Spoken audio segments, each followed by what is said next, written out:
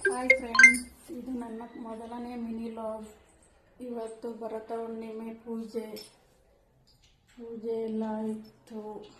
ಇದು ನಮ್ಮ ಪುಟ್ಟ ಮನೆ ಇದೆ.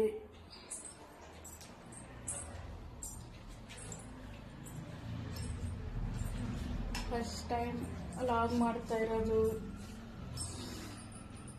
ಇದು ನಮ್ಮ ಅಡುಗೆ ಮನೆ. ನನ್ನ ಫಸ್ಟ್ ಟೈಮ್ ಮಿನಿ ವ್ಲಾಗ್ಗೆ ಎಲ್ಲರೂ ಸಪೋರ್ಟ್ ಮಾಡಿ. Thank you.